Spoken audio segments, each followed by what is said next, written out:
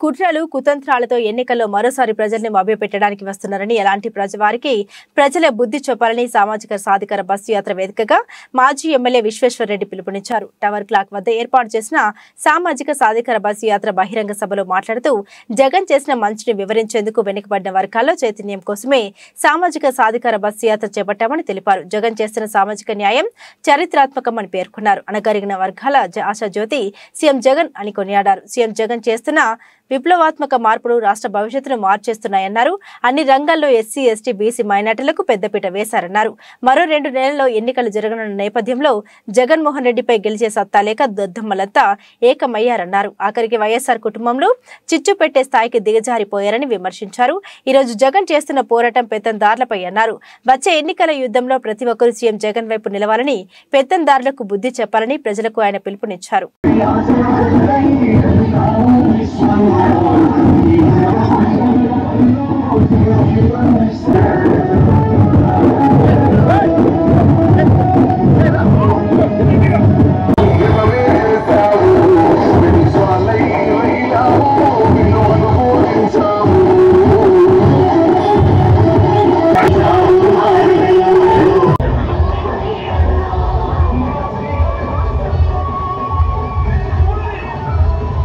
ఆధికార సామాజిక యాత్ర సందర్భంగా ఈ 4.5 సంవత్సరాల కాలంలో జగన్మోహన్ రెడ్డి గారి ప్రభుత్వం బీసీ, ఎస్సీ, ఎస్టీ మైనారిటీల్లో విప్లవాత్మకమైనటువంటి మార్పులు తీసుకొచ్చినాడు.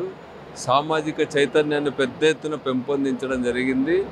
వాళ్ళకు సంబంధించి ఎడ్యుకేషన్లో కానీ, హెల్త్ విషయాల్లో కానీ, ఇతర సంక్షేమంలో కానీ అత్యధిక సింహభాగం వారికే ఇవ్వడం జరిగింది. వాటితో పాటు రాజకీయ అధికారం, హోదాలు కూడా ఉప ముఖ్యమంత్రి పదవులు కానీ, లేకపోతే కౌన్సిల్లో, రాజ్యసభలో వీటన్నింటిలో ప్రాతినిధ్యం కూడా చాలా పెద్ద ఎత్తున జగన్మోహన్ రెడ్డి గారు పెంచడం జరిగింది. రాబోయే కాలాలకి ఇదొక ఆదర్శవంతమైనటువంటిది, ఇదొక పెద్ద సంస్కరణ. అవి ఏ విధంగా జగన్ తీసుకొచ్చినాడు అనేటువంటిది ప్రజల్లోకి తీసిపోయే కార్యక్రమంగా దీన్ని చేస్తారు.